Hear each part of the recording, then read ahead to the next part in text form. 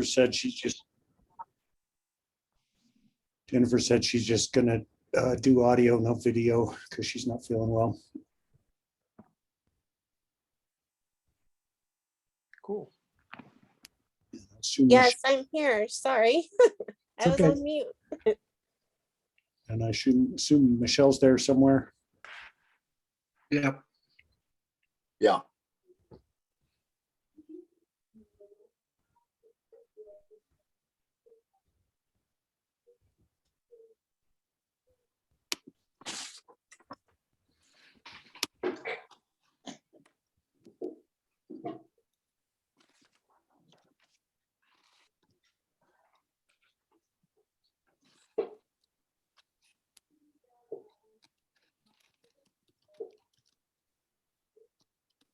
Okay, let's go ahead and open the regular meeting of the Ridgway Planning Commission for May 25th, 2021. Would the clerk please take the roll call? Yes. Commissioner Anderson, Commissioner Lisk, Here. Commissioner Montague, Here. Commissioner Nelson, Here. Mayor Pro Tem Meyer, Here.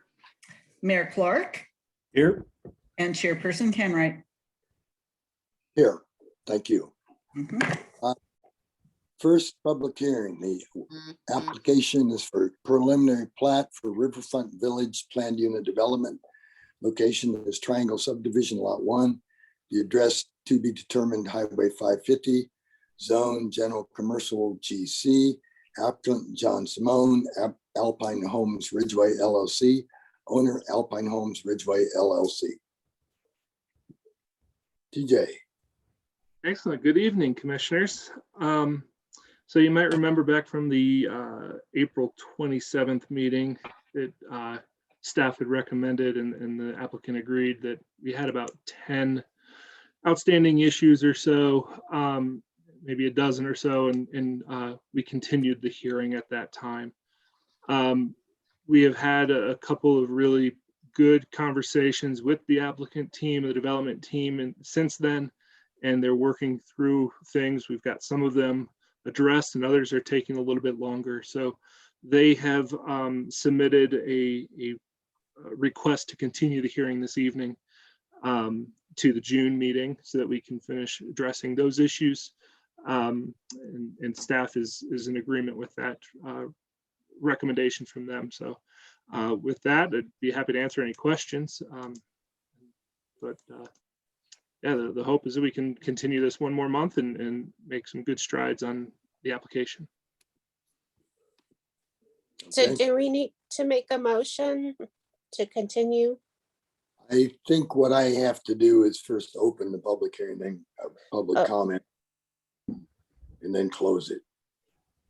Is that correct, TJ? That is correct, because the last hearing, you continued it to tonight, so we have to open it and continue it. Okay. So I will open public comment. If anyone wants to speak, identify yourself by your name and your address. Anybody?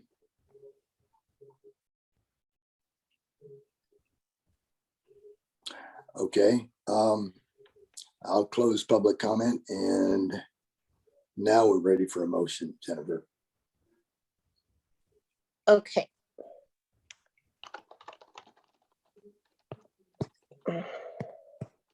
Sorry, let me get, I'll just make the motion. It's, Yeah. I move that we continue this hearing until the June council meeting. I'll second that. Or commission meeting. Sorry, planning commission meeting, you're right. Thank you. Sure. Okay, I have a motion, I have a second. Karen, would you poll us, please? Yes. Commissioner Lisk, Aye. Montague, Aye. Nelson, Aye. Mayor Pro Tem Meyer, Aye. Mayor Clark, Aye. and Chairperson Kenwright. Aye. Okay, item number 2, review of proposed updates to the landscaping regulations. DJ. Well, excellent. Again, thanks so much. And my fair colleague Katie just made it in the nick of time. So as you may all remember, this is a project that started a few months back, and then Preston had asked us to take it on a couple of months ago to get it here for you today. So in just a few minutes here, Katie is going to walk through, hopefully Preston, she can share, you'll allow her to share her screen. We'll walk through a PowerPoint presentation and then have some time for discussion afterwards. So with that, I'll turn it on over to you, Katie. Thank you. Awesome, thanks. Sorry about that. I was having trouble getting logged in, but I think I've got it now. And Preston, would you mind? Oh, it looks like I can share screen. All right, let me go ahead and get this going.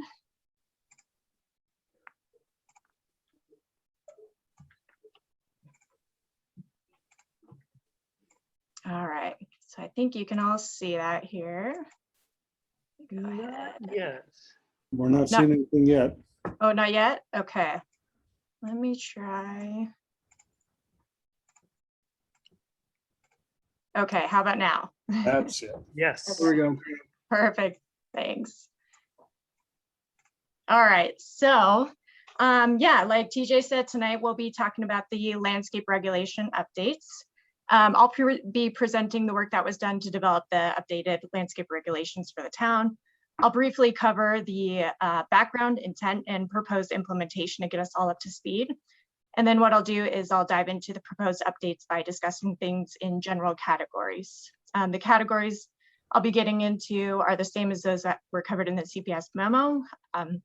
Hopefully that was all provided to you last week, so you should have been able to see those categories as well.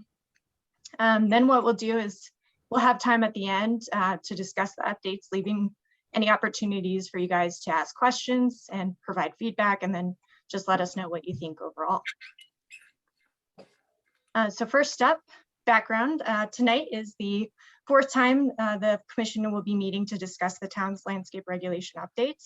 She met with you 3 times previously to talk about the research she had done and get a sense overall about how you feel about the current regulations and where you want to see updates occur. We provided a memo that goes into details about these proposed updates and where the changes will occur in the code and elsewhere. So hopefully you've all had a chance to review. And then in doing this analysis, we spent a lot of time going through Shay's research and notes about previous discussions that had taken place. So hopefully we've been able to capture updates appropriately based on where you all see Ridgway going in terms of the landscaping. Obviously, the request here is to develop a comprehensive plan update to address landscape regulations for the town. This was based on the feedback from the Planning Commission, staff, and the community. Updating the regulations will help to achieve things like meeting the goals of the 2019 master plan and 2020 strategic plan, helping to promote water conservation, create flexibility and clarity of regulations for community members, increase ease of implementation and enforcement for staff as well. And then tonight's task is to review and discuss the updates and then make a recommendation to town council.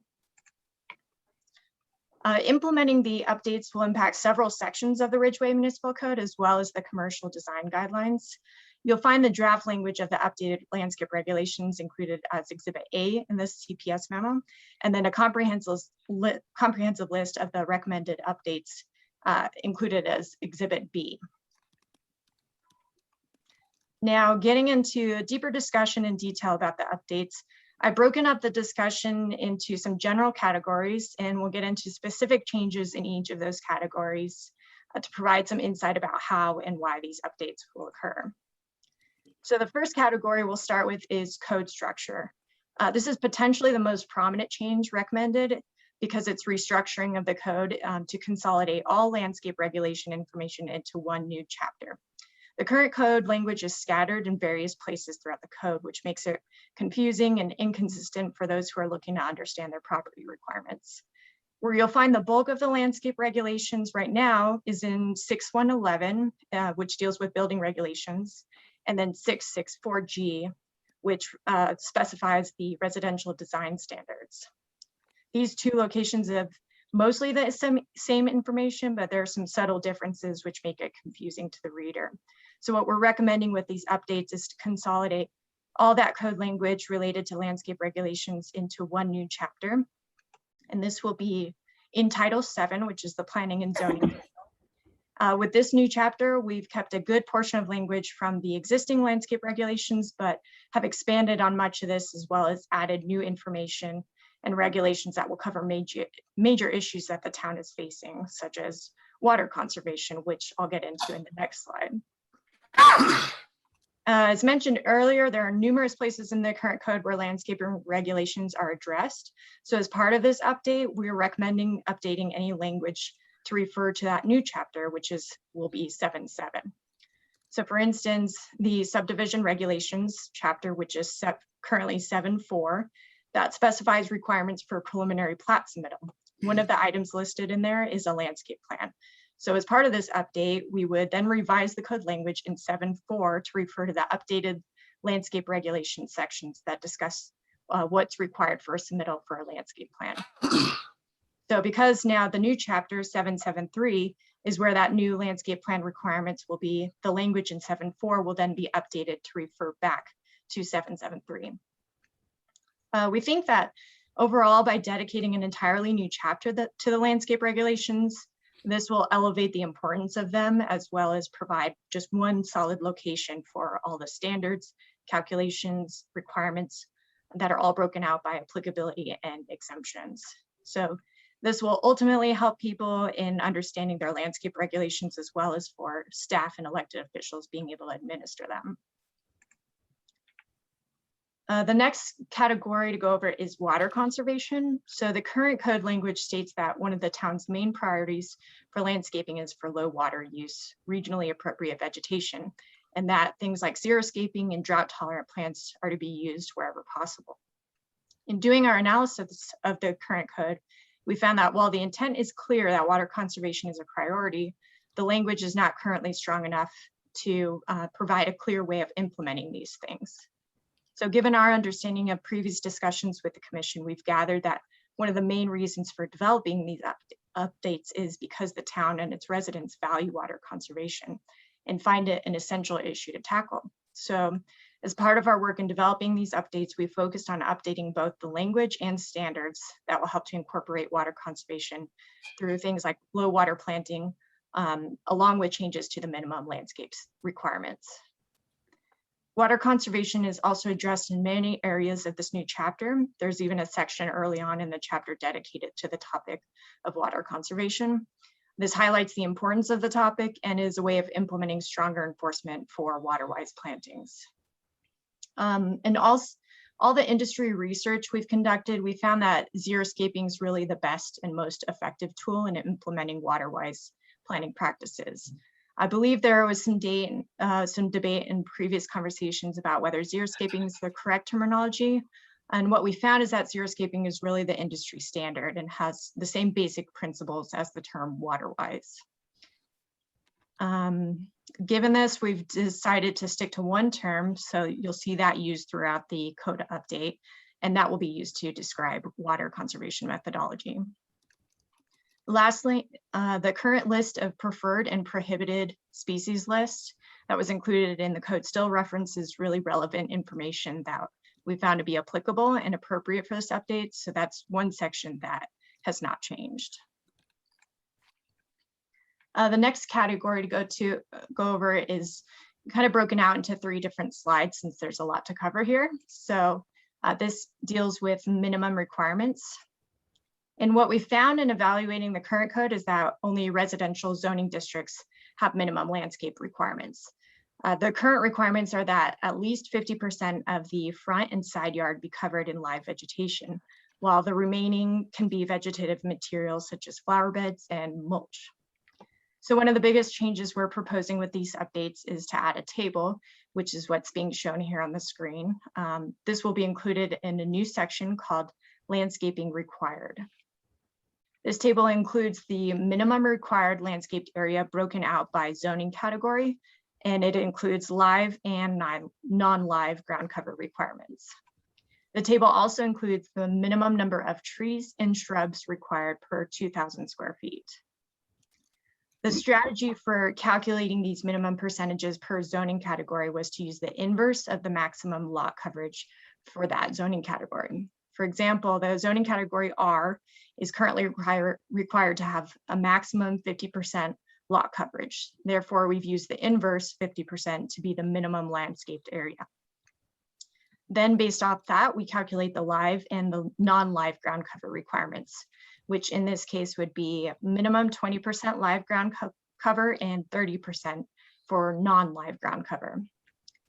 And for purposes of calculating all these requirements, we've chosen 1 acre to be the maximum lot size, meaning that any property over 1 acre will need to meet the minimum requirements of a 1 acre lot.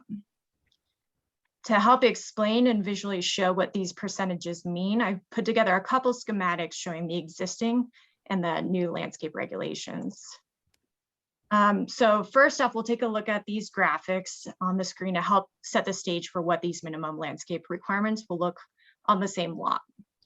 The front and side yard locations are based on existing, shown here are based on existing versus proposed code language.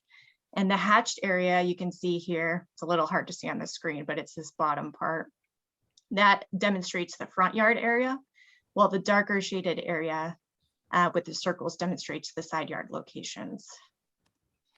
You can see on the left-hand side, the graphic shows how the existing code is interpreted.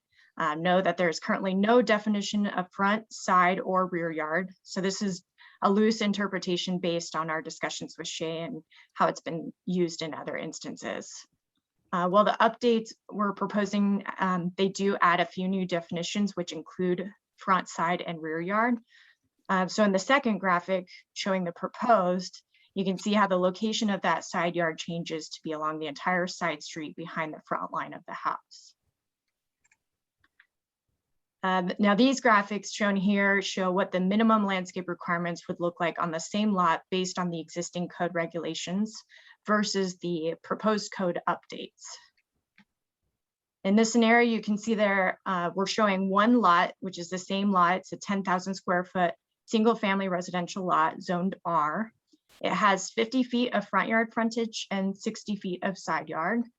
The first scenario shows existing regulations. It shows the footprint of the structure and the landscaping requirement for ground cover, trees, and shrubs. Because as I mentioned previously, the current regulations only specify what's required for the front and side yard for a single family lot. This one on the left here is mainly showing the landscape requirements for front yard. But most, if not all cases, there will likely be additional landscaping in the backyard, which would be at the discretion of the owners, the property owner. The requirement currently says that one tree shall be located in the front yard for each 25 feet of street frontage, and one shall be located on the side yard for each 50 feet of side street. Since this lot has 50 feet of front yard frontage and 60 feet side street, you can see that 2 trees are located in the front and 1 on the side. The code also states that a minimum of 1 tree per 2,000 square feet of gross lot area is required. So the schematic shows that 2 additional trees would be required and they could be placed somewhere in the backyard. Now, in the second scenario, that's showing the proposed landscaping requirements and what those would look like on the same lot. You can see that half the lot size must be landscaped, so 5,000 square feet total. And then half of that must be viewable from the right-of-way. Then a minimum of 1,000 square feet must be included of live ground cover. That's the lighter gray shading. And then 1,500 must be non-live, which is the darker gray shading there. Katie, can I interrupt for a second? Yeah, sure. Your numbers don't make sense to me. It's supposed to be a 10,000 square foot single family residential corner lot. Correct. But if it's 50 by 60, that's 3,000 square feet. Okay. Let me go back here. Yeah, I haven't so- been involved in this process, but I also have a question. Okay. and this might not be for you, this might be for the rest of the commission, but I thought that the idea was to reduce the landscaping requirements. It looks like they're being increased. Am I missing something? I can see why it looks that way.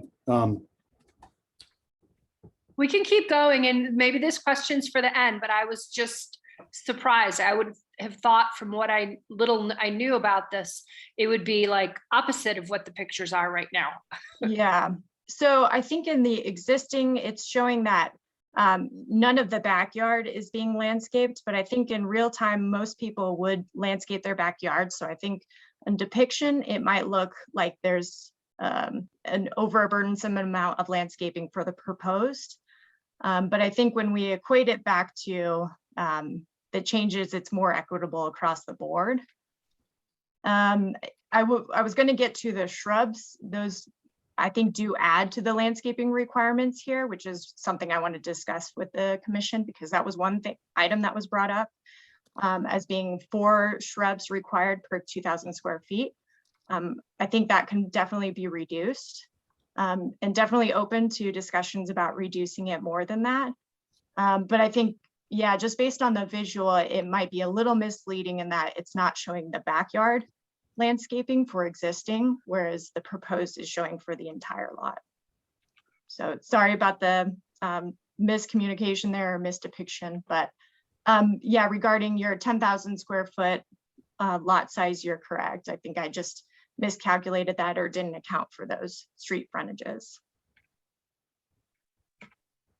So it's important because that your numbers, minimum required landscape area, 5,000 square feet. If it's a 3,000 square foot lot, that requires the entire lot. So I think we need to talk about reworking these scenarios. Yeah, definitely. And these were just kind of to show you schematically what it would look like. So I'll definitely update those so that in future conversations, we can make it appropriate to what those landscaping regulations would be. Okay. I'll make note of that.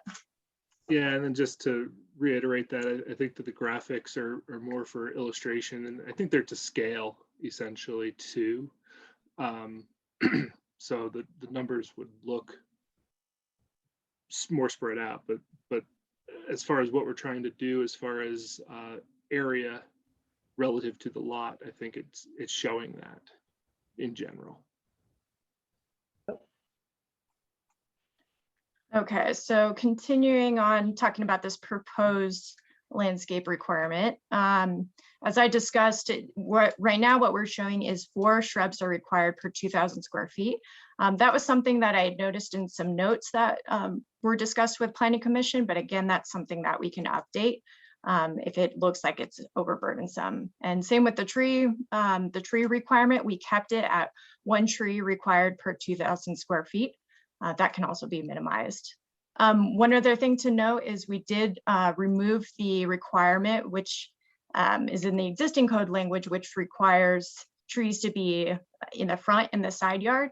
We did remove that from the proposed landscape regulations for this one. But there is still that minimum tree requirement. It's just based on the owner's discretion on where those are located. One additional thing you'll note here is street trees are counted. So the updates now require that there be a minimum of 1 tree per 50 linear feet of right-of-way. So 1 tree's been added to the front street right-of-way, and then 2 trees to the side street right-of-way in this depiction here, based on the linear side frontage and front yard frontage. And then last, excuse me, on that street tree, is that actually in the right of way? yeah, this would be, yeah, these are the street depictions right here. And then those would be the streets. Those would be as part of the right of way. In the parking, presumably. Mm-hmm. Yeah, and that's also another item we can discuss too. If it seems like it's more appropriate to just dedicate that to commercial uses rather than residential, that's something that we can update in the code language as well. So the last thing to touch on for this category of minimum requirements is that we've added a new section after the landscaping required section, which is called the General Landscape Standards. This goes even further into the required landscaping and discusses landscape standards such as minimum caliber of trees, species diversity, irrigation, screening and buffering, existing plantings, and so forth. We've also added sections on parking lot and right-of-way landscaping standards to help clarify things like parking islands and street tree standards. The next category to go over is landscape plan and applicability. The current code has very minimal requirements for applicants to submit a landscape plan. So the updates include a new section about the site and landscape plan development, which includes a comprehensive list of items that need to be included on a landscape plan so that staff can effectively review and analyze the proposed landscape plans.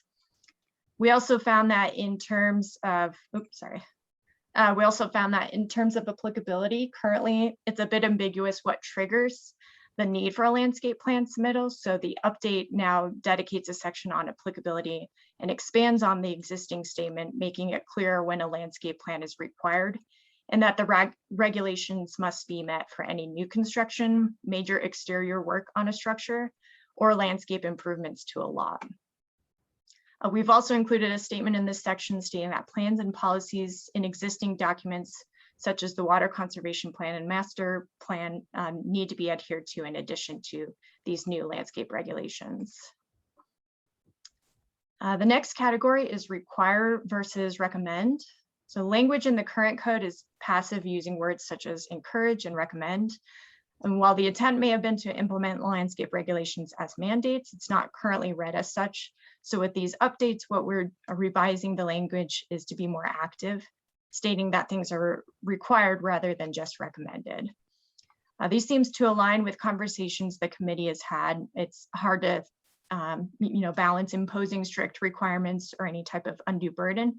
But we feel with proposing these updates, it's fair and more equitable for different zoning districts. So we feel it's appropriate to require rather than just recommend. The last category to discuss here is the current code deviations or exceptions. And the current code only mentions one opportunity for a deviation, which is that the historic business zoning district does not have to meet the minimum tree requirement. While we understand and agree that this is an appropriate deviation, given the intent of the zoning category is to allow structures to be built right up to the property line, it's unclear whether all the rest of the landscaping requirements, such as shrubs and ground cover, are also intended to be exempt. So the update provides clarity for the zoning district, stating that no minimum landscaped area is required, but that standards such as right-of-way and parking standards still apply. A few other exceptions or deviations were also added to this new section, which include things like affordable housing, non-residential uses on properties zoned FD, high water turf in areas of high water use, and finally, a general administrative approval for deviation for up to 10%. This would be at the discretion of the town manager and would require a formal submittal explaining that unique hardship. I have one question. Sure. What about mixed use development? Yeah, so that's not specifically addressed. That is something that we can add to the list. So accounting for both uses and maybe a deviation of some of those landscape standards that could be applicable. Mm-hmm. Okay. Yeah. Okay, I'll make note of that.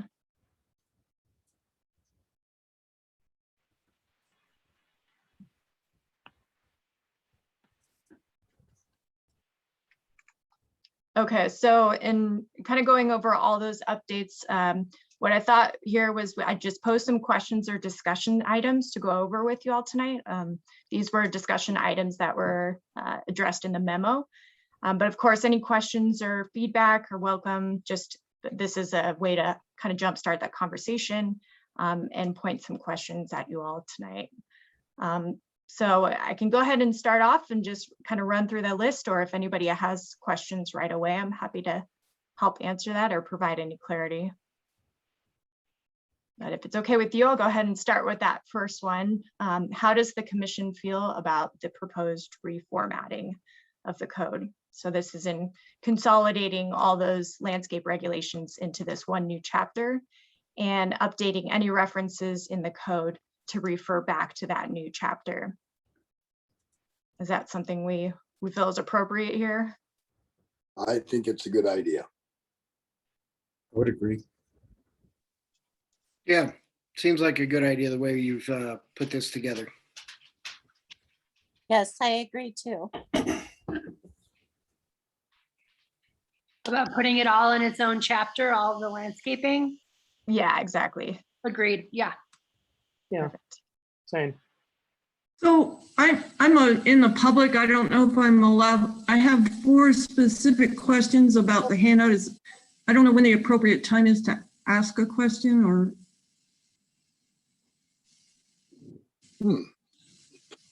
Yeah, I mean, if it's okay with everybody else, I think it's just open to conversation and discussion at this point. Doug, you're fine with public comment now, right? Yeah, I mean, it isn't identified as a public hearing, so, No, but we're taking comment.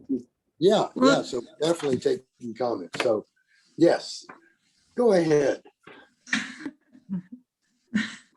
Thank you. I have 4 specific questions that I looked over the attachment, and I was looking at the section. Jennifer, just for the recording, would you just identify yourself? My name's Jennifer Cram, and I live on Laura Street in Ridgway. Thank you. So I had a question about section 776. Okay. And it said number 5, a minimum of 50% shall be viewable from adjacent rights of way. Mm-hmm. What does that mean? Yeah, so based on the minimum landscape requirements, sorry, I just want to get to that section. So for instance, if we're looking at zoning category R here, this requires that 50% of the lot be landscaped area. And then based on that provision of 50% of it be viewable from the right of way, that means that 25% of the lot, which is covered in landscaped area, must be in either the front or the side street, whatever is viewable from the right of way. So it's a way of enforcing landscape to not just be in the backyard or non-viewable from the street, but for at least half of that to be viewable from the right of way. So I was just asked the question, like, what if you have a fence?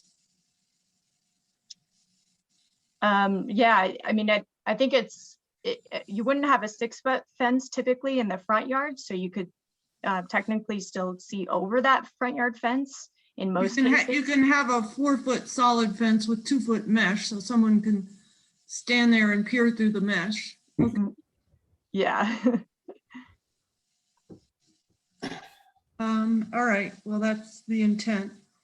And then my next question for 777 was talking about for turf 10%, and this is a general comment. Okay.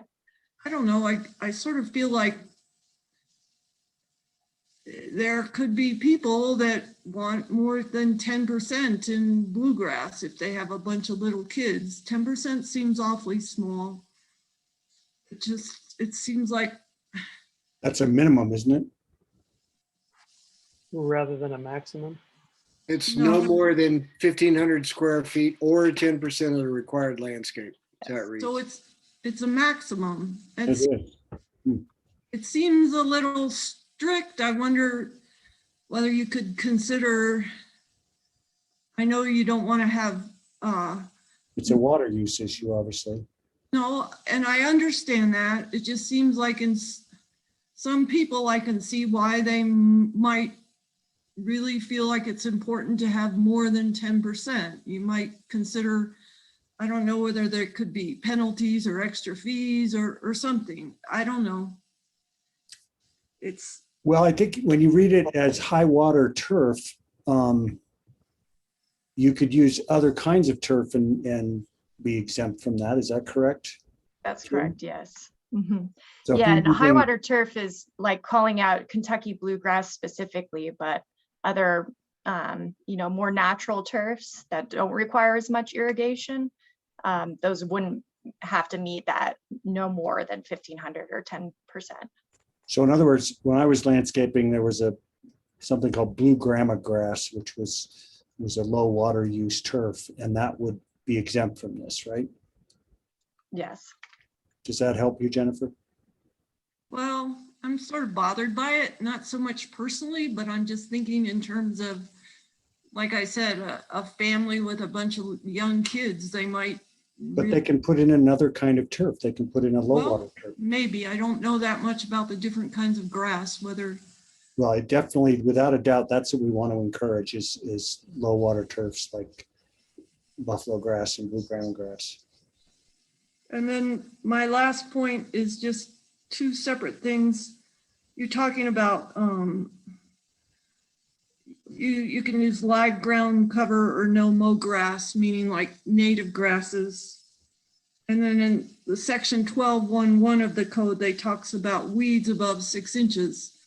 And we bought a house about 1.5 years ago that has a substantial amount of native grass, but we were told that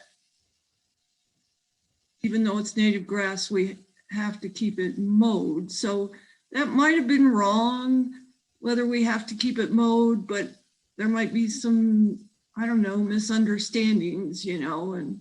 I agree. I will say that, that keeping it to 6 inches doesn't work for everybody if they've got a grass front yard like yours. I mean, you should not have to mow your yard to 6 inches. That native grass it actually looks better if it's not mowed, in my view. So Right. That's something we want to talk about for sure. Okay, yeah, I mean, we were told by the previous owners that we had to keep it mowed, so, That was Jen Coates feeling guilty. well, that's possible. But no, I'm having, I haven't totally digested this as of yet. So I don't remember where the 6 inch. The 6 inch thing is in section 12.1.1 for. The current regs. No, it's in the weeds section. Draft. Well, bottom line, in my view, and just for discussion with the rest of the commission here, is that I don't think, I think that there are certain kinds of grasses you plant that should be exempt from having to be mowed to 6 inches. And we can Okay. discuss that whether we agree, but if you're planting true native grasses, Indian rice grass, things like that, there's no reason for you to mow them to 6 inches. It actually, it's hard on them. Destroys the aesthetic as well. Yeah. So Go ahead. I was gonna say, what's to prevent, again, this is just for new builds. What's to prevent, so say somebody wants 30% of bluegrass. I'm not saying that's a good thing, but they put in their 10% of whatever, and then can they put in their other, after 6 months, can they just dig it up and put in their bluegrass? Jennifer, you shouldn't ask those kind of questions. Well, I mean, the answer should be no. We're not. We don't expect for people to meet the standards at the time of their construction and then turn around 6 months or a year later and totally flaunt the regulations. That defeats the purpose of the regulations, right? I think what we need to do is have regulations that are workable for broad portion of the community, so that people can do what they want to do within reason, and they stick with it.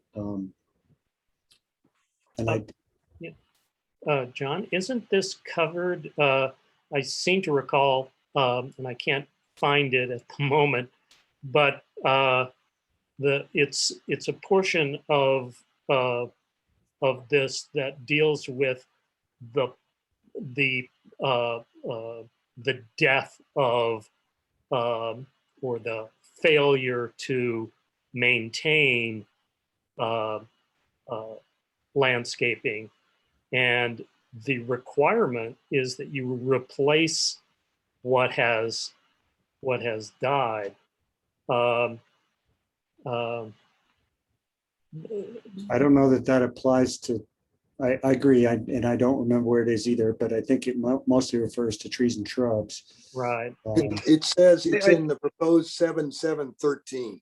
Thank you. Failure to so maintain the landscaping is unlawful and is hereby declared to create a nuisance. Right. Now, but that in itself is going to be complaint driven because, Yeah. hey, Mhm. yes. Oh, I'm good with my points. Thanks. Okay.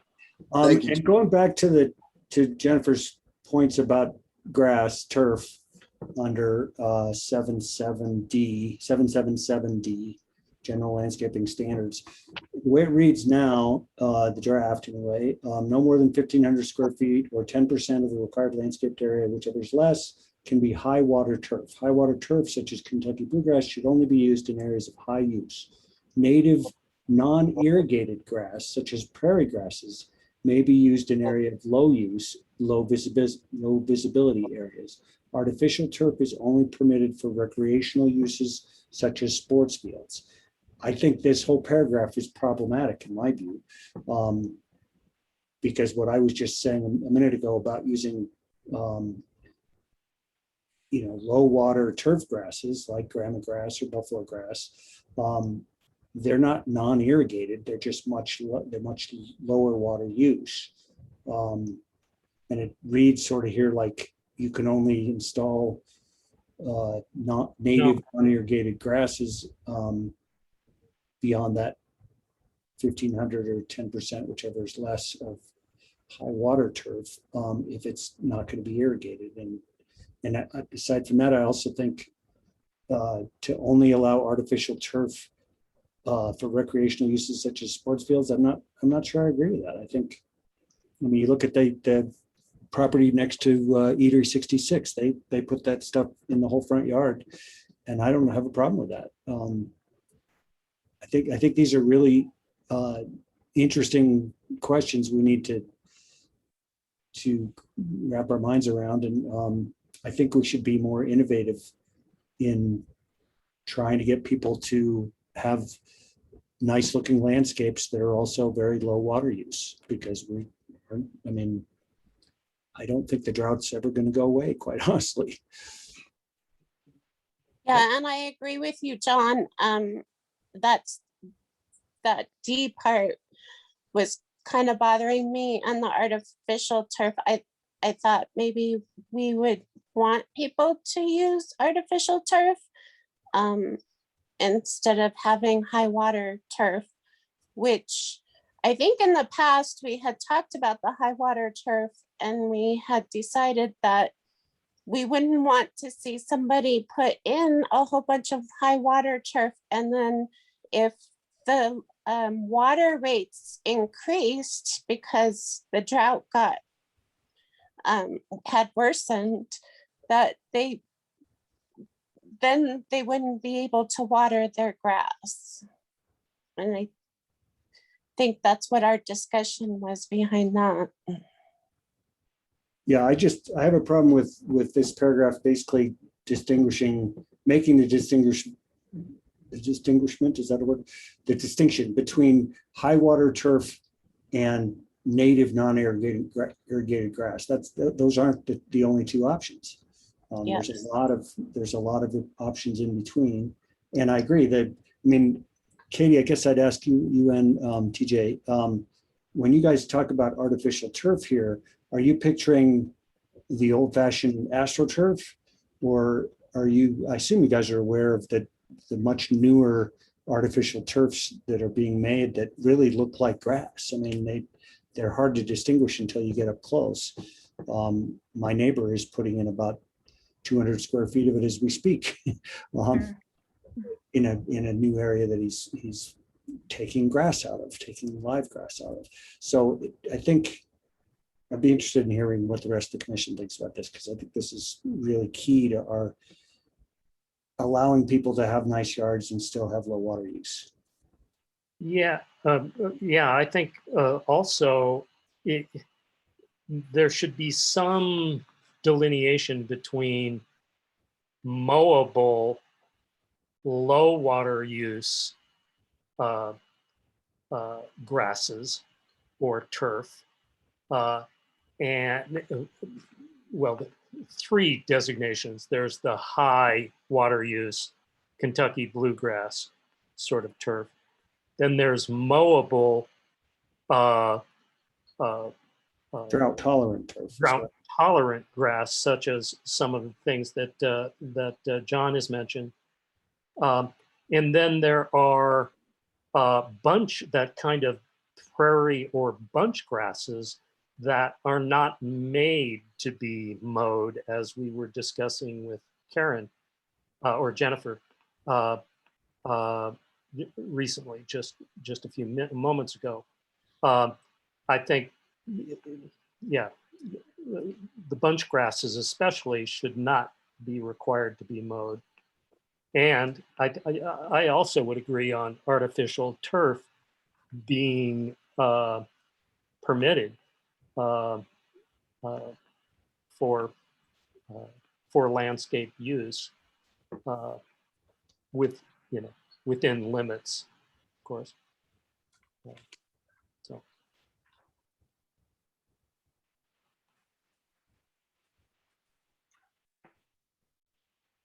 If you look in 776, the no mow grass is identified under live ground cover.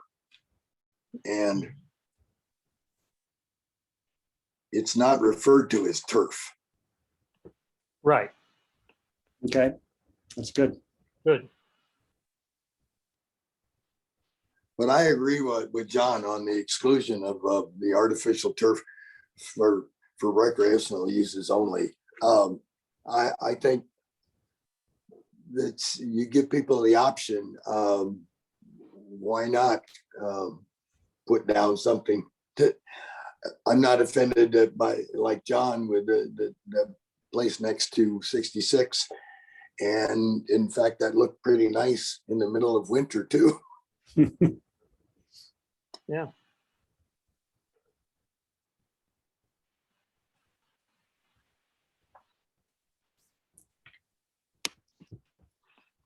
So this is TJ, just to explore that a little bit more.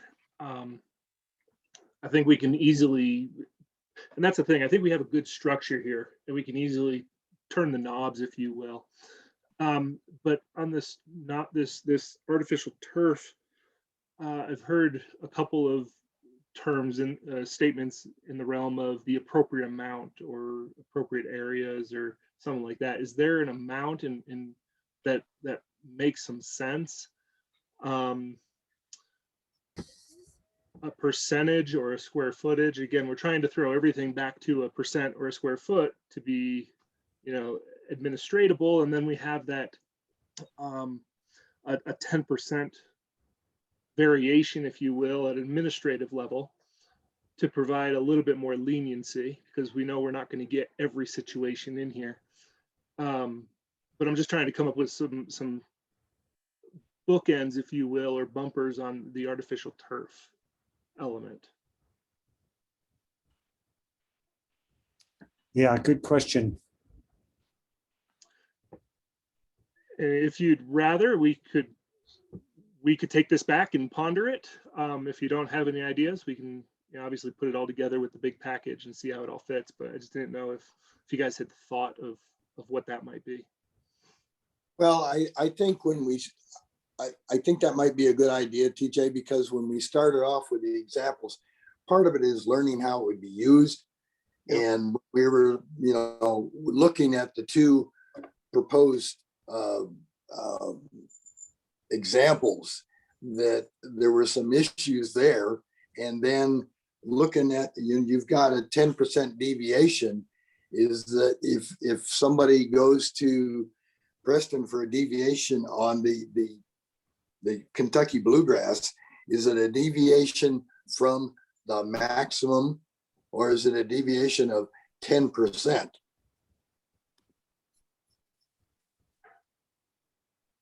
In other words, since the limitation is 10%, you're not really gonna, there's not hardly anything you're gonna get out of a, 1,500.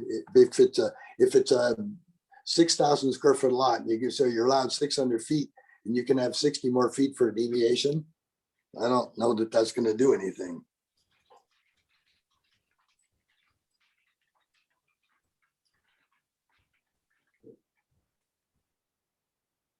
Yeah, so one thing that I'm gathering for sure is we'll do some more detailed scenarios on different size lots, different coverages, different situations of turf cover, type of cover. Yeah, and because I guess we if can include those in that narrative and illustration as well. Okay. That would be useful because the scenario of a 10,000 square foot lot is becoming less and less of a possibility within town limits unless you're in Solar Ranch. For other areas, it's going to be 7 and 5 and even less thousand lots. So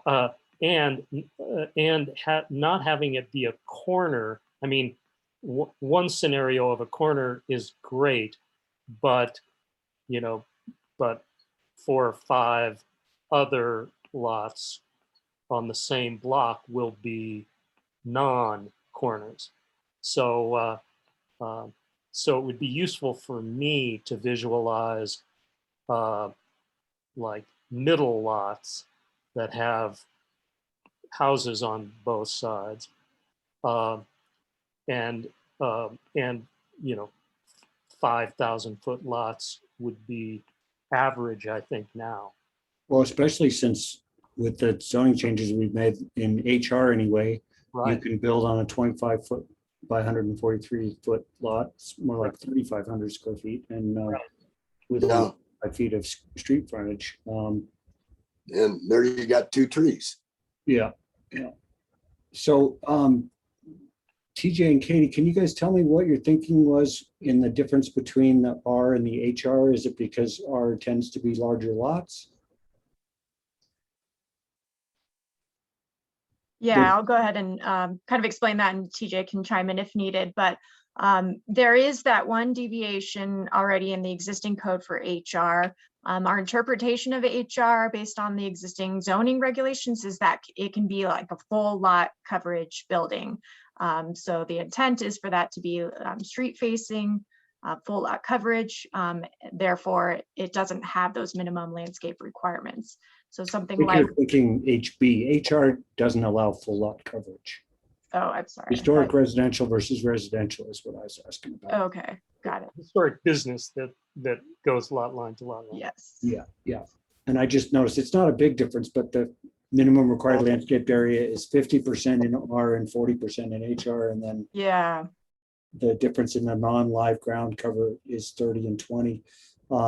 Just wondered what the thinking was there. It seems to me like there's no reason those shouldn't be identical. Well, that was based off, again, the inverse of that lot coverage. So I think a HR might have a different lot coverage standard. I can take a look at that. Okay. I think it does. Again, HR starting with Solar Ranch was much bigger lots. As new subdivisions have come on board, most of them are smaller lots, so it's tough. Yeah, and so while Katie's pulling that up, that's where it started with the inverse of the lot coverage. Other than that, if I'll be completely honest, we didn't use a real scientific method to come up with the 20 and 30. What we wanted to do is come up with a minimum of both of these so that people were required to do some non-live ground cover. And so again, it's very simple if that doesn't feel right, increase it. I think what we wanted to do is that as with HR being smaller lots, the 20% might hit that sweet spot better than 30%. But if that's incorrect, we can easily twist that. And maybe what we do, Katie, is, again, these things are so visual. So maybe we do need to just get a whole bunch of scenarios and start talking through what those mean. Because once you tweak one of these elements, it shifts the others as well. And yeah. I think that's a good idea. Yeah. Ditto. Yeah. I the other would thing- agree on that. I'd like to see like a visual of how it's reducing without the optional stuff in either one. Because obviously I need to become much more familiar with this, but my general thought, what I thought was that we were trying to reduce required landscaping, and I still don't see where that's happened. I see that we're clarifying things, but it looks like in some places we're making it more stringent than less. So I have two thoughts and comments on that. One being, yes, I think that because the shrubs and the trees are based on square footage, the smaller the lot, the more intense, if you will, ratio wise, the shrubs and trees are going to be. So that is one element. We didn't really change that because that's what was in there. And there was nothing that we were able to find in the discussions on how to change that. Second would be the street trees. That's a policy discussion. And I think what I'm hearing this evening is we easily want to eliminate the street trees from residential zone districts or residential uses. But I think those are the two things that make it look like there's more landscaping required. But in general, I think what this does is allows more flexibility in how to address the requirement overall. So that's just a couple of observations, and wanted to get some feedback on the street trees and the shrubs specifically. Yeah, I saw this thing requirement for 4 shrubs for 2,000 square feet, and I know we had something similar to that, but I don't require it being quite as intensive as that. Along with trees, seems like it was trees or shrubs or Or a combo. yeah. But I don't remember being at a requirement of 4 shrubs per 2,000 square feet. I could be wrong, but Yeah, I think it was in there. Maybe it wasn't 4, but there was a requirement for trees and for shrubs individual. Mhm. right. It just seems like the overall combined was less.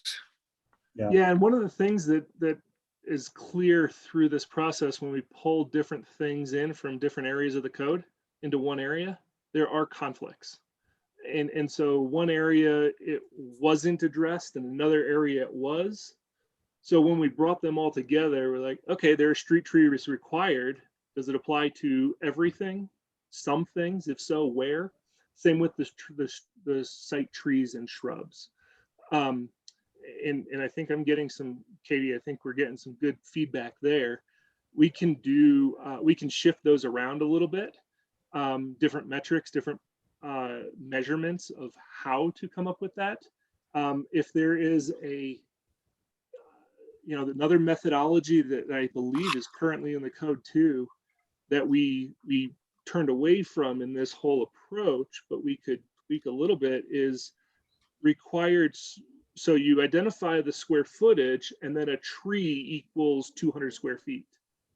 And so there are other ways to do it, and I don't want to get too far into the weeds on that, because I think we have a good methodology here, a system in establishing what it is, and it's just coming up with that sweet spot number. But it is, yeah, the code had a couple different methodologies to get to it. And so I don't think any of you are wrong with identifying what the code currently says. DJ, when you graphically present these scenarios, I'd like to see the driveway in there. Mhm. Sure, yeah, what we'll do with, we have some building permits that we just didn't have the time to do it for tonight's meeting. Katie and I talked about it. we have some building permits that have been done in the last, couple months. We'll mark those up a couple different ways and use some aerials. So rather than a graphical depiction, something like what we saw this evening will be hopefully in the code language or in the document itself to depict it. But when we do these scenarios, we'll use real sites. I think that'll go a lot better. That sounds good. Yeah. Going back to comment Jennifer brought up earlier on 776A5. And Katie, I think you did a good job of trying to explain that. It's still confusing. I think that one can use some rework on how it's worded, because it's not clear what the requirement you're after is by the statement there, to me anyway. And I'll kind of throw it back to you guys, because I believe, Katie, if I'm correct, this is a standard that's in there right now.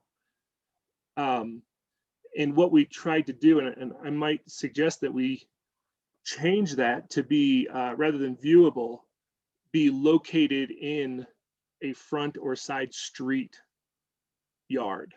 Or just a street, is it viewable from the street or a street? Well, the problem with the viewable thing is that in cases where there's fencing, and I mean, I get the intent, but that intent is messed up when somebody's got a fence, and if they've applied for a variance for a 6-foot solid fence, then viewable gets thrown out the window. Well, or even if you build your house towards the front of the lot and you have more landscape in the back, they may not be able to see 50% of your landscape if it's behind the house. Well, maybe I have a simpler question. Does it matter? That's a good question. I was wondering that myself. Do we care where it goes on the property? Not particularly to me. You know what, the thing that I've struggled with throughout all my years here as growth has gotten more prolific is, how do we avoid the sort of, lack of a better term, the sort of nuke and pave effect of when people build new construction, and we basically don't want them to end up with bare dirt that's going to be susceptible to noxious weeds and things. So we want the entire property that's not doesn't have a home on, doesn't have a structure on it, to have some treatment so that it's not just bare dirt. Right? Does everybody agree with that statement? Yes. Yes. If we agree with that statement, then we work back from there and how we accomplish it. If we all agree on that, then I don't think it's important at all what's viewable from where. It's that's all dealt with, and that gets into the non-live versus non-live. I think we might need to change our percentages on those, and I think that, for instance, the fake grass can just be part of the non-live ground cover section, because that's basically what it is. I mean, that's my thought, is we need to figure out a way to just incentivize people doing something with all of their ground that respects the sort of aridification of the West and propensity for drought, but still gives them the chance to make a nice landscape that they enjoy as well as their neighbors. That certainly might be nicely stated at the start of this section as an intent. As the intent. But I absolutely agree with what you just said. I think stating that up front will soften the fact that things are being required rather than suggested.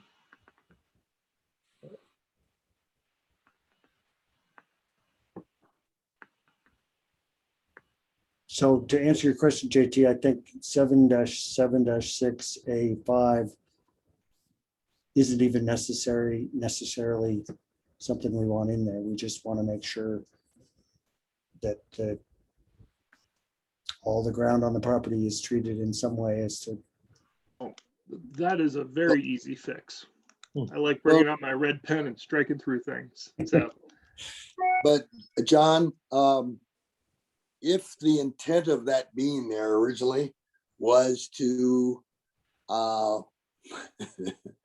not make the front yard a parking lot. You I know, understand. it might Yeah. be gravel or paving, but if you've got 2 boats, 2 cars, and your RV, that, you know, it's a, if it was an aesthetic thing, I'm not saying it was, because I wasn't here when that was first written. So No, I and don't know.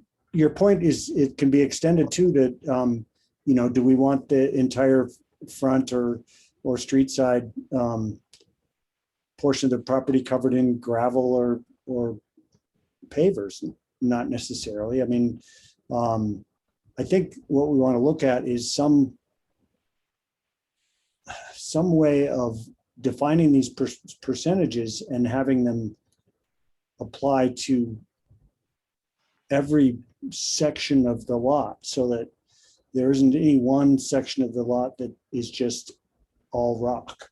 Or and then again, maybe do we care? Do we care if, like the example, the house next to Eatery 66, that their whole front yard is fake grass? I'm not sure I'm opposed to that. I think we need to wrestle with what we think is most important for how people's properties look, whether there's a fence or not, from the street. It's tricky. Yeah, it is. I mean, you know, the reality is, and if you do not want to follow any strict regulation, you're not going to move into a subdivision that's got covenants requiring, you know, lots of landscaping in the front yard and street trees and all that stuff. You're going to buy a lot that's not part of that. And some people just don't care about the front yard. That's so I think if we take it back to what you said, that we don't want to have bare dirt out there, then I'm fine with that.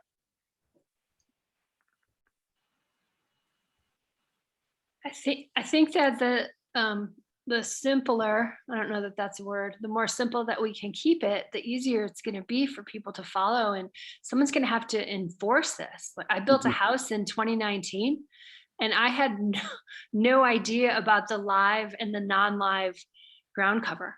I was told I had to have a certain number of trees and a certain number of shrubs. And I asked if I could sub some trees for shrubs because I had existing trees. And I was told there was nothing in the code that allowed for that. So I had to go ahead and get the shrubs.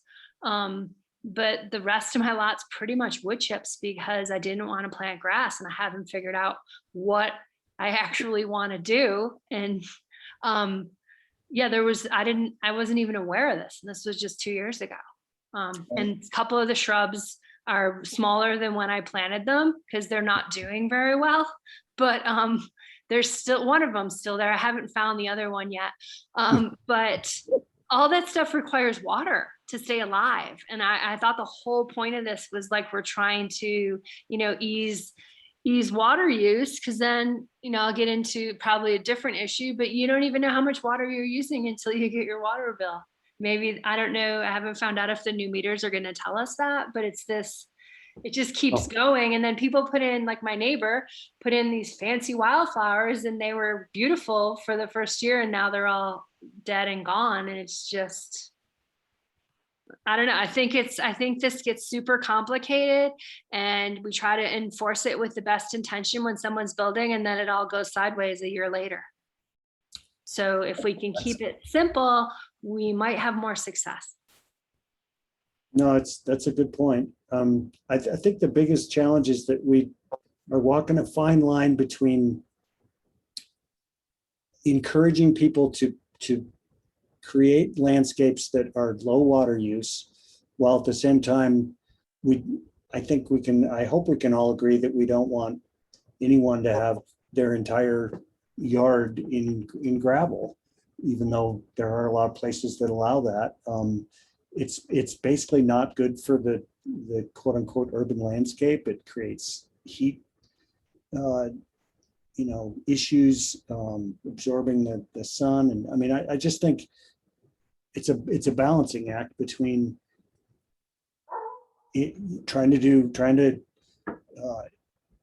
require / encourage water-wise planting while at the same time allowing for a reasonable percentage of non-live ground cover, whether it be bark mulch or what, so that people like you can not have to spend all your money on water. And a quick answer to your water question, the new meters, it's going to be a long time before we can have meters that you can get a reading from anytime you want, but you can actually buy your own little meter that goes inside your home, right next to where your main water shutoff is, that will allow you to monitor your water use. But that's your own responsibility to do. So just one more comment and then I'm done. I really liked Bill's idea of making the intent section really clear and suggestive. And, maybe we can have a section that helps people. Like you could do, this would be the most basic scenario you could do. This is more, I don't know. I don't know how far we want to get into it, but I think it's hard to interpret. I think reading through this, you're like, good God, what am I supposed to plant? I'm not really sure. And, then town staff spends time telling us what we need to plant. And I don't know that was very helpful. No, that makes sense. No, I agree, because when we redid our guidelines here in Solar Ranch, we looked at it, tried to say, we're not going to do anything other than say you have to comply with town code. Because to try and go through and even write up what was in there, it was a task nobody wanted, and it wasn't going to help anybody. And I agree, it needs to be simple so people can understand it. And if that means you do an example of a typical town lot and show what would comply, I'm all for that.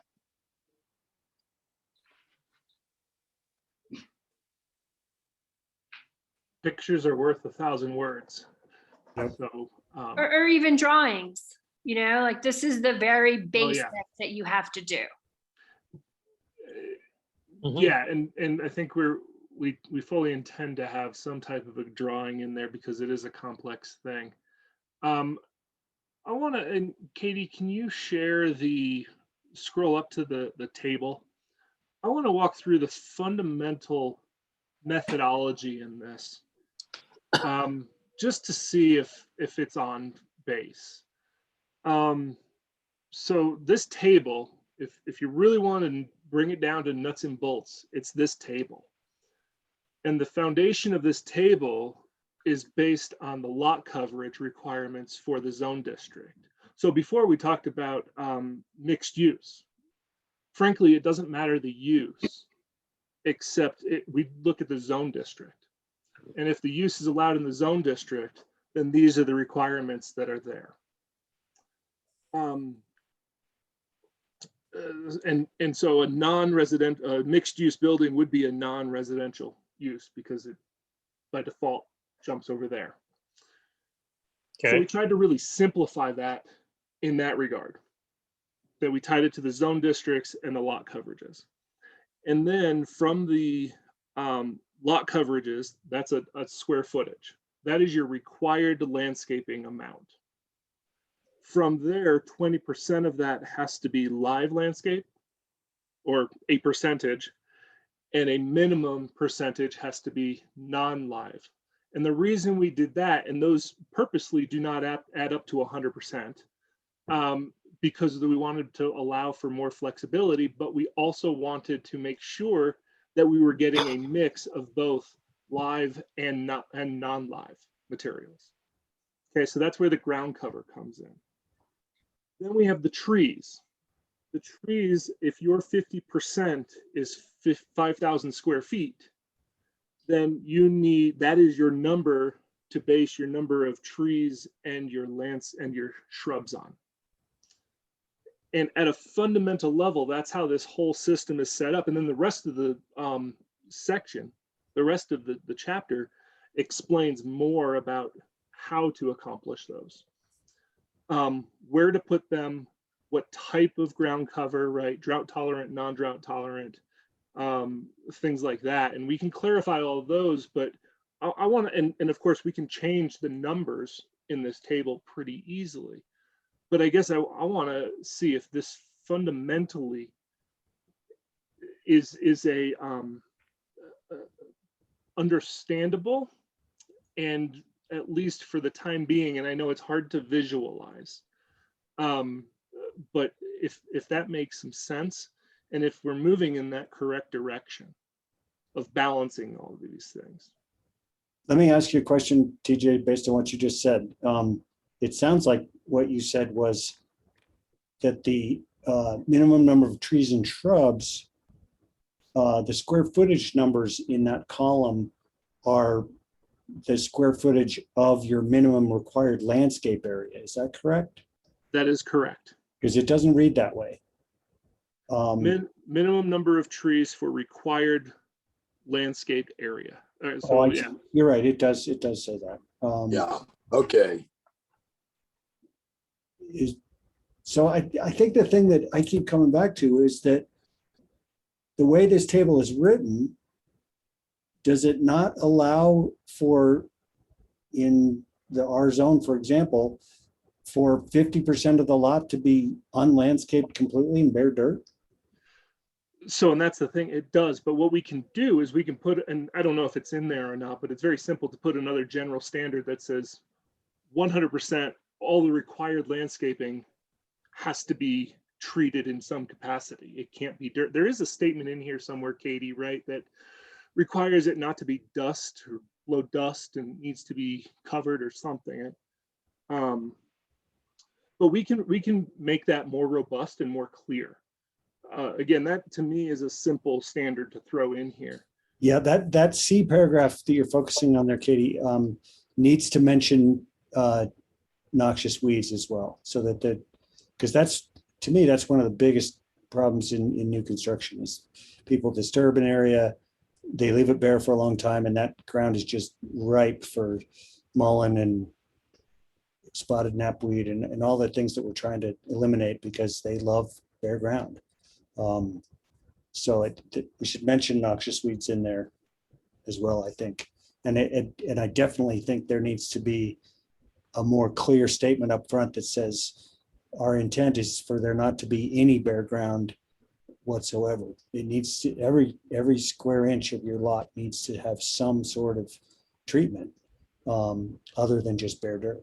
And that's my opinion. I don't know if everybody agrees with that.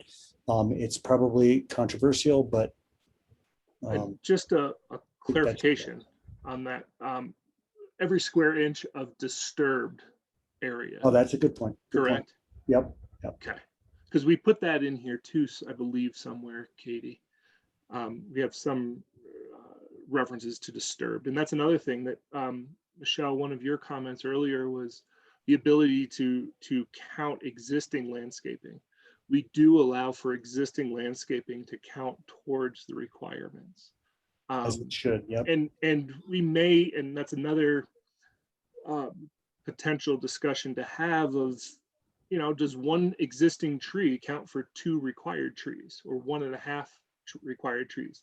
Therefore incentivizing to keep the existing trees, and you're lowering the water use because it's established. There are a lot of benefits to that. So one thing we don't really dive into too much, but I'd love to get some feedback on is existing landscaping, specifically existing trees, worth more than a new tree.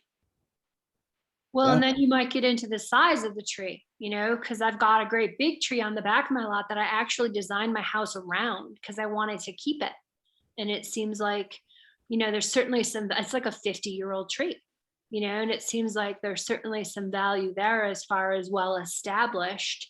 And I apologize for bringing it back to my experience, but No. that's what I have to go off of, as an example. I actually think that's helpful, Michelle, so I don't Yeah. worry. But I have to also, in the next breath, say that this is another really tricky, problematic area, because on some lots, there may be a giant box elder, but it may be just really in bad shape. It may, be really weedy and have a bunch of dead branches. And, these are really subjective things. I mean, I have no problem with saying that established trees should be encouraged to be kept and count for more than just a new 1.5-inch caliper tree. But it's complicated when you start looking at some of the really kind of barely still alive big trees that are on lots around town, again, because they haven't been watered for years and they're on a vacant lot. Agreed. You might solve that by just saying a healthy, well-maintained tree, existing tree, Yeah. could count X toward Yeah, X. I think I agree. It should count, but in the cases I don't want to see that. The should that's the way it's written there under I'm okay with that, because that gives some discretion. Because, example, if you're going to build on the lot that used to have the trailer on it right across from Drake's, that tree, that's a really big tree on that lot, and somebody may have to take that thing down to actually build something on it. Yeah, and we've run into that in the past where, like when they started building the building that the Taco Del Mar is in, there was a big, beautiful weeping willow in the backyard of that property that had to get cut down, and people were up in arms. They were so mad, and it's just like, sometimes you gotta cut down. Well, and maybe the way to deal with it is just to allow for the discretion of the planner, on a case by case, just so that they can either say, stick with the code, or yes, I have the ability in your case to make an exception because this actually is a good use of that exception, as opposed to, trying to manipulate the code. Yeah. I'm gonna run on this tangent because I love that concept, and you have processes in place to handle most requests. So the way this could play out, right? Because one, we know we're never going to address every concern, every issue on every lot, right? So you design it in such a way that there's some variation and some flexibility and adaptability. And the way that would play out is, first, there's an interpretation. And that interpretation is the planner essentially saying through the permit process or whatever, it does or does not meet the requirements. Then there's a determination of how can we meet the requirements, and that's where the administrative waiver or variance comes in. That, again, trying to do it in such a way that makes sense, where the intent of the code is able to still be met while not overburdening the process and therefore costing more. Then, if that's not able to be met, there's also the appeals process if those interpretations are not satisfactory. Or there's also the full variance process to go through. Now, the difference being that those are numeric. The variance is a numeric amount, right? So you're required 12 trees and you're only providing 10. Therefore, I need a variance for 2. It doesn't so much allow for the types. So we may want to put in and I'm just throwing it out here, a meeting with the Planning Commission if there's an innovative way to meet the code requirements of the intent, right? That some other form of some new type of ground cover that we don't know yet, an applicant thinks they can meet the intent, but it doesn't meet the letter of the code, allows a simple meeting with the Planning Commission to address, or if it's comfortable, the town manager. I don't think the town has an arborist. per se. So, I'm just trying to think outside the box that we're not going to address everything, especially in landscaping. I mean, we've been going around this for a while, that we're not going to be able to address everything, but we want to be able to provide the relief valves where appropriate. John, you may correct me on this, but I think our situation is now that if people would want to do that, they would apply for a variance.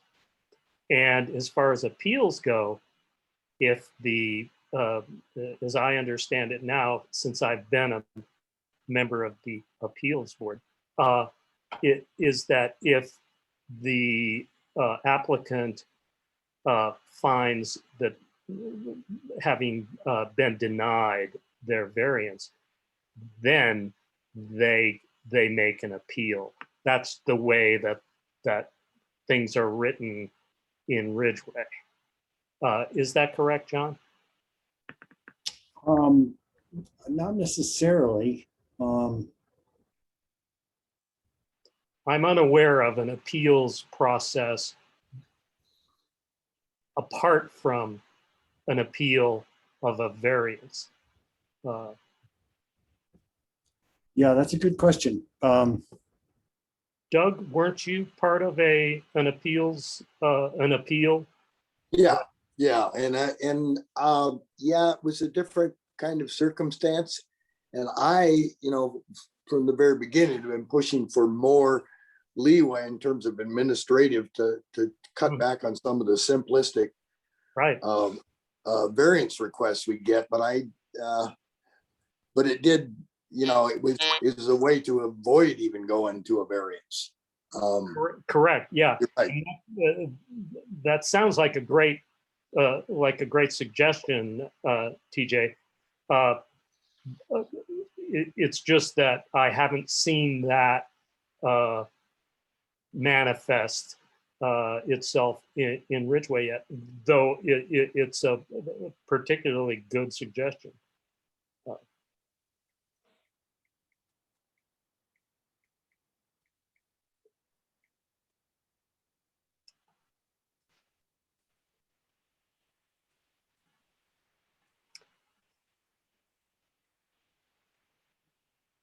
I'm just looking through right now. It looks like there's an appeal of administrative citation, not so much an administrative decision.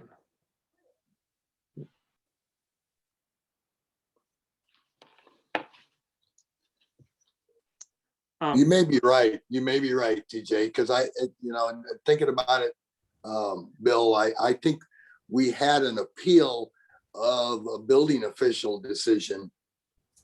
Correct.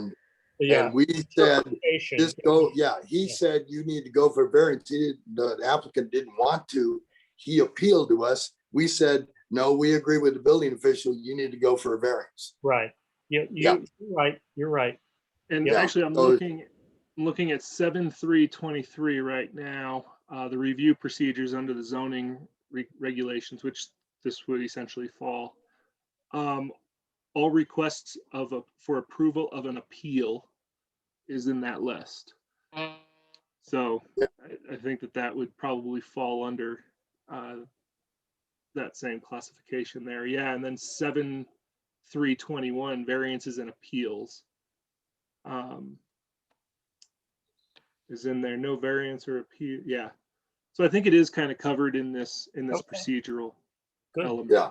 But hopefully you never have to use it. It's one that's never there, but I always like to explain how this plays out, because just as important as having clear standards is also having clear relief and processes through which to have that due process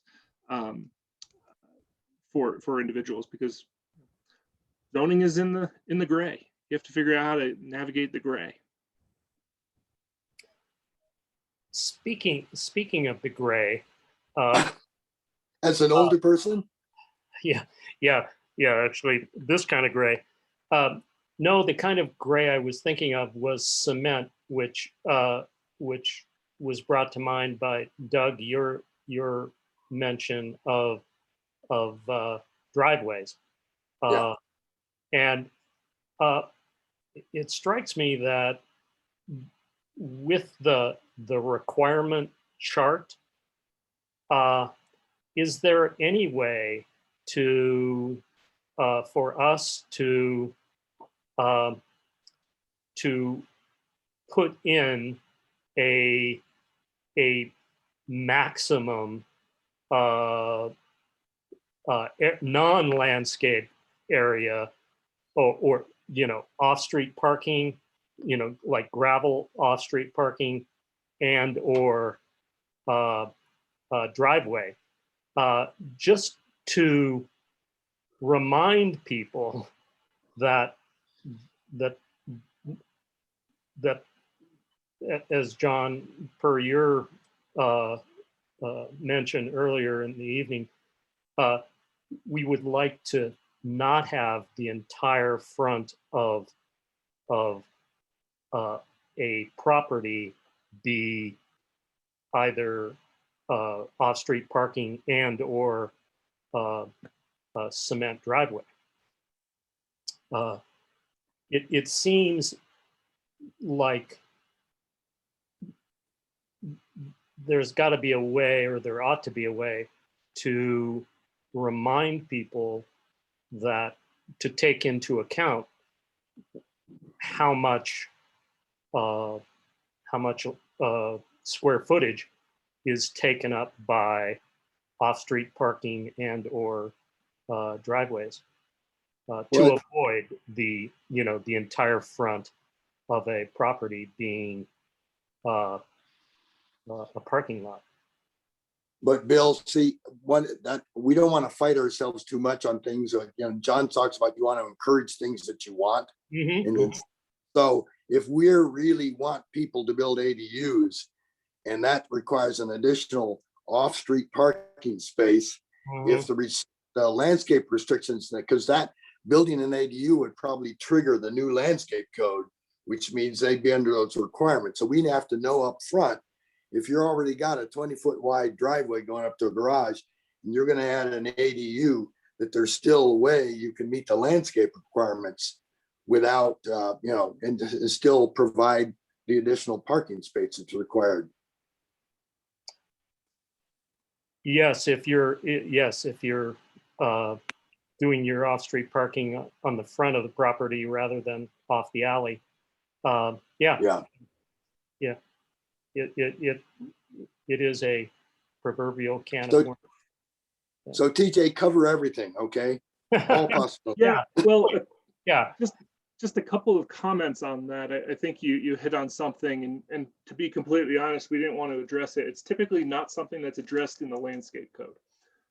What you're really talking about is what's the definition of lot coverage, and the town doesn't have that in the zoning code right now. Typically, that can there are multiple ways to address that definition, and it's either just building footprint, or it can also be, oh, there we go. We did put it in here. Perfect. Oh, look at that, Katie. Yeah. We added this built area, non-built area to try to address some of that too. I will say this though, it's not the cleanest way to address that, but that is what we're trying to get there. Another thing to think about is we could add a impervious surface maximum percentage, and it would be part of the non-living coverage, I think, right? Again, just kind of thinking about how the hierarchy works, but a maximum percentage of the I don't know exactly how that could play in, but those are the two items that come to my mind immediately: lot coverage and using another impervious surface element if we don't want to address it in lot coverage. Actually, I like your impervious surface designation, because that whether it's pavers or asphalt, or cement, it's Now, the only, sorry to interrupt, just Yep. a little caveat to that is now we have permeable pavement, permeable asphalt, permeable Yeah, that's true. pavers. That's true. You know, so Mm, we want to be simple, but every time Yeah. we Yeah. get something, another thing is there. So, and that's why I kind of think that the best way to address it, the simplest way to address it in the code from an overall standpoint is to better define lot coverage. And we can define that as things that, anything that is, the maximum lot coverage includes building footprint, enclosed porches or decks, and driveways and other impervious surfaces. mhm. And we call out driveways specifically. So even if it's a permeable driveway, Yep. it would count towards the lot coverage. Mhm.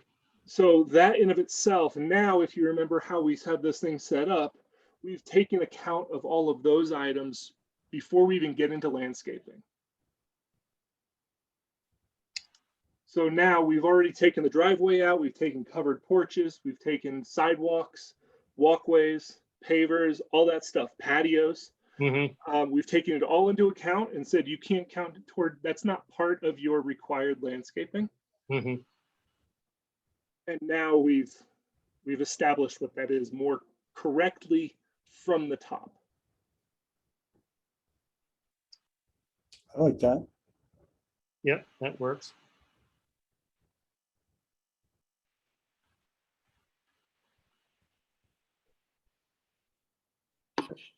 So TJ, where you think you've got enough to make the next step here? Well, gosh, guys, we sure got enough. No, There's probably a few more, huh? yeah, no, and I really do appreciate this, and no, I think we're definitely understanding more clearly the intent, and I think if I'm understanding the process correctly, what came before this, there was never any policies drafted, right? And so this really was a first stab at getting some numbers and taking a deeper dive into what this actually means. So I think this is a great conversation. Katie, I would ask if you have any questions or need some clarification on anything. I think we have enough to go on. And I think I would recommend, and Doug, I'm not sure how you want to handle this or how it should be handled, but maybe everybody can provide written comments to Katie and I in the next week, because I'm sure there are things that we haven't talked about.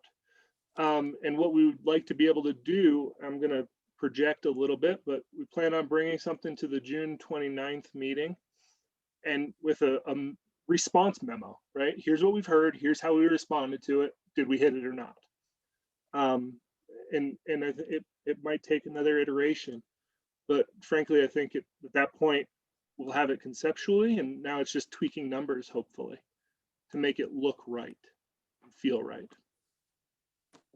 I guess I've got one more item I'd like to throw out there for a little dialogue and consideration. In 7711, we've pulled out some particular trees that we have said are verboten. And in particular, the one I had a question about is the cotton-bearing cottonwoods. And while I know that there can be kind of a nasty tree, we had a meeting a while back with a lady from the CSU Extension Agency who told us that the non-cotton bearing trees actually cause worse cases of allergy than the cotton bearing trees. And while they are native and they're theoretically, they fall into your native classifier, we've also said they're not allowed. And so I'm kind of curious where everybody wants to stand on that one. Yeah, it's interesting that I remember that discussion, Russ, and I was also going to mention how many Russian olives and Chinese elms we have around town, but that just because we have them doesn't mean we don't want to restrict having more. Right. I guess my comment on that would be maybe ask these guys to do a little digging and see if there's agreement in the general landscaping community about the cottonwoods. Because I could see going either way. Why are those trees prohibited? All of them? Because some of them are actually kind of invasive. The Russian olive is considered an invasive species. I'm not sure about the Siberian and Chinese elm. They're just they're not the nicest trees in a funny way, but neither are box elders. Always. So if we take all the trees I have in my yard, I've got about 2 that don't fit in one of these categories. I know that. And they're probably- box elders? I have a box elder, I have a cottonwood, and I have about 3 Siberian elms. Yeah, the box elders, yeah, are okay. They're not on this list, even though they're kind of Right. They have their own issues though, yeah. yeah, they're a weedy grown tree for sure. I don't know. What do you guys? Sorry, who's? Oh, by the way, the elms are being hit with another round of disease. Just a near neighbor. I don't have any elms myself, but a near neighbor just had to take out one of her elms because of disease. So they are very disease prone, and yeah, so I can certainly see that. Yeah, I would like to see a little bit of information on cotton bearing and cottonwoods myself, just to be able to make an intelligent decision on that. Yeah. But certainly the Russian olives are weeds. I mean, is it asking for more trouble to have like an arborist weigh in on this? No, Well, I I don't think think we so. had that woman from CSU weigh in last year on this, but Preston, have you talked to Tyler from who does our trees in the park yet? Have you met him? Yeah, Tyler, the arborist. Yeah. No, we haven't communicated recently. Actually, who was I talking to about that? Oh, Doug. Actually, Doug had emailed me about Tyler's work. So that's slated for at some point this summer. But Yeah, I just was going to point out that he's great. What he's done with the cottonwoods in town park is just magic in a way. I mean, it's miraculous how he's made those trees, extended their life really. And he did the same for one of my trees, a 100-year-old crabapple tree. He's just somebody you might want to give his contact info if you have it. If you don't, I can give it to TJ and Katie just to have somebody else to ask about these issues. yeah, he's certainly worked on some of my trees as well. He's good. He is good. Yeah, that'd be great if we could receive his contact, or however you want to handle that, Preston. We'd love to walk through this section with him. We're not arborists, we're not tree specialists. So it would be good to get a little bit more on what that was. We left whatever was in there and then added the CSU extension list to kind of cover things, but we can certainly do that. I'll put you in touch with him, TJ. Thanks, Preston.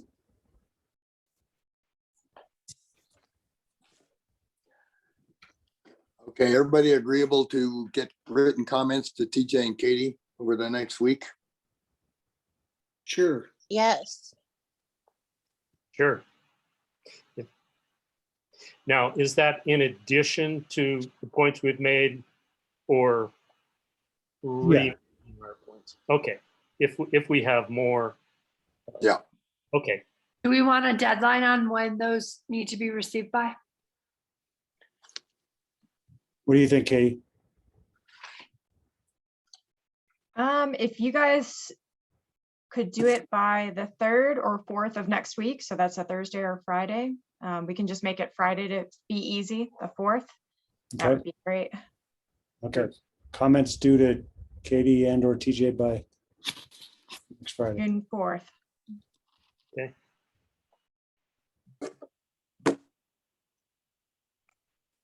And do we have their contact in the agenda, or we just would get that from Preston? I'll send that out to everybody. Okay. Cool. Thank you. And TJ and Katie, it's a great effort. Thank you. It really gave us Yes. something we could work on. So yeah, good job. Thank you. Yes, thank you. Thanks for all your feedback. Appreciate it. Yeah, it is obvious you guys put a bunch of work in that. Well done.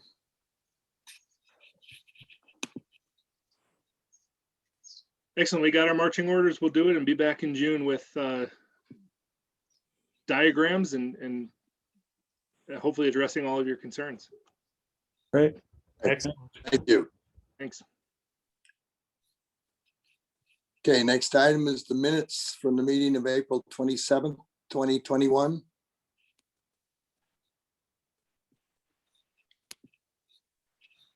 I'll go ahead and make a motion that we approve the minutes from April 27th, 2021. I'll second that. Oh, I think I beat you, Russ. No worries. Okay, we got a motion in a second. Would the clerk poll the commission, please? Yes.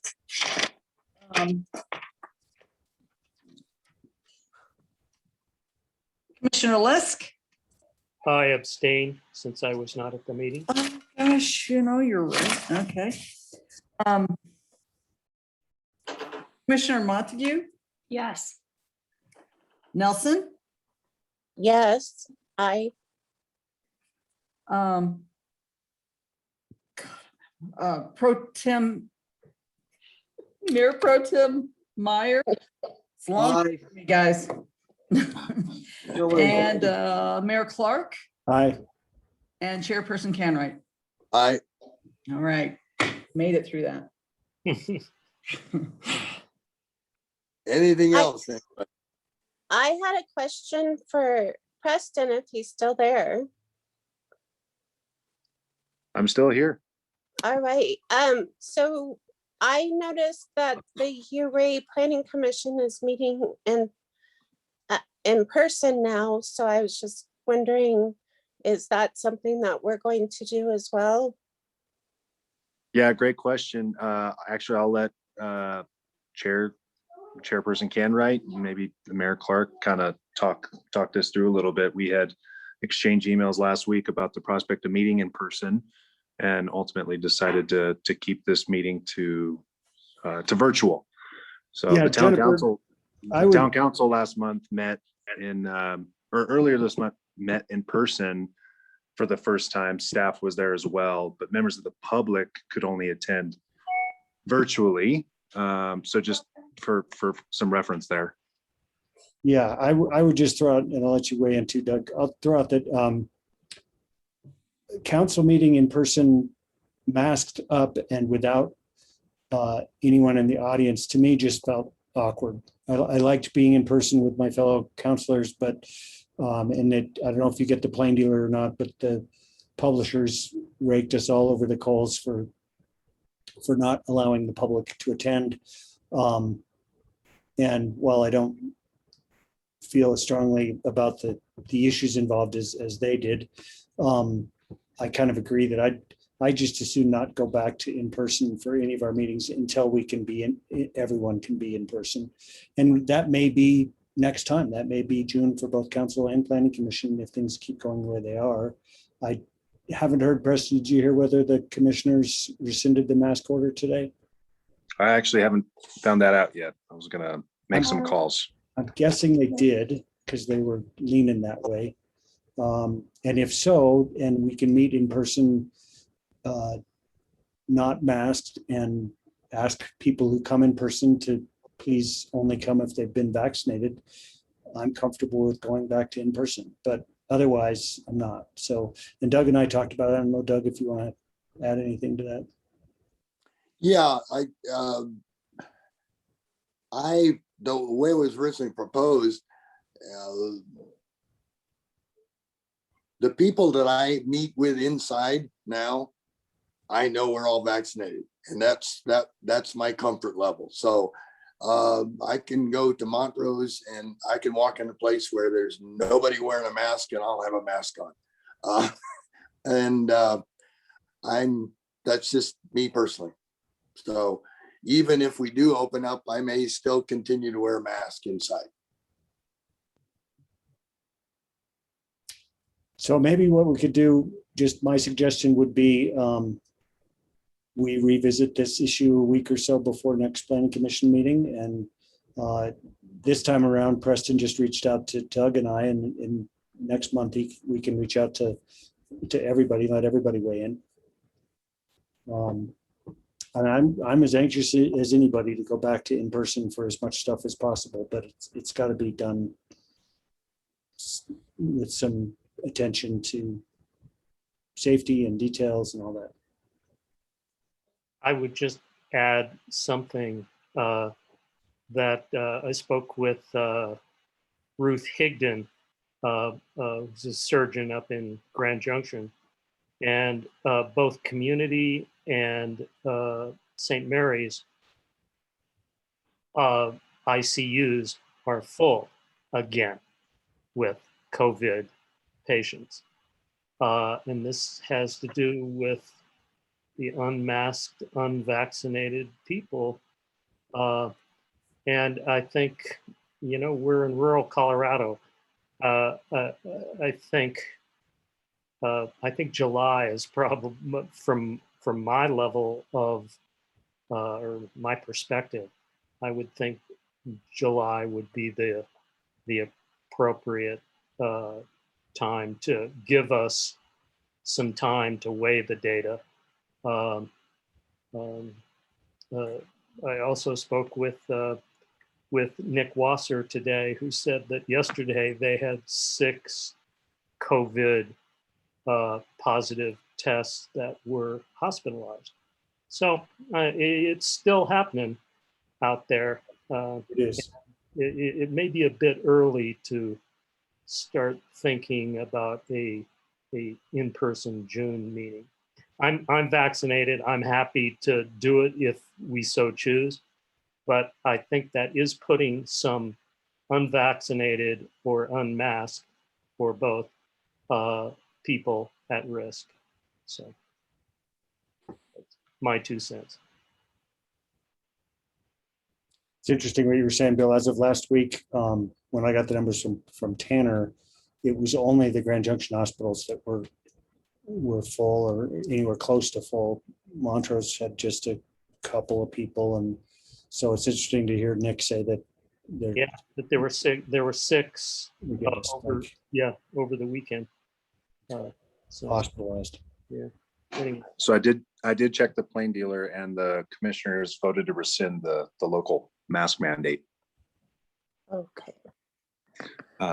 So, and then real quick, Jennifer, thanks for bringing this up. Good conversation to have. John, I think you were on a really good track there. In a couple weeks time, I can reach out to everyone and kind of gauge it from there. Bill, really appreciate your comments and want to be attentive to your thoughts there. But why don't we, kind of gauge this in a few weeks time and figure out how to move forward then. Yeah, that works for me. I just want to make sure we have a little bit of time to know that we're going to be showing up in a meeting as opposed to being online, just so I can be prepared for that. Yeah, great thought. And actually something else to keep in mind is I think this hybrid approach is maybe here to stay. Something to think about is TJ and Katie don't live here in Ridgway. They're going to be attending these meetings remotely most, if not all the time, as it's going to be difficult for them to get down to Ridgway. So again, I'm just trying to paint the picture that I think this hybrid model might be here to stay. Mhm. Okay, Yep, I think so too. Cool. Okay, thank you. motion to adjourn. So moved. I'll second. I'll third. Karen, everybody voted yes. Yes. Good. I'm voting too. All right. Thanks, everybody. Thank you Have a all. good night. Thank you all. Thanks. Good Talk to you night. soon. Good night. Good night.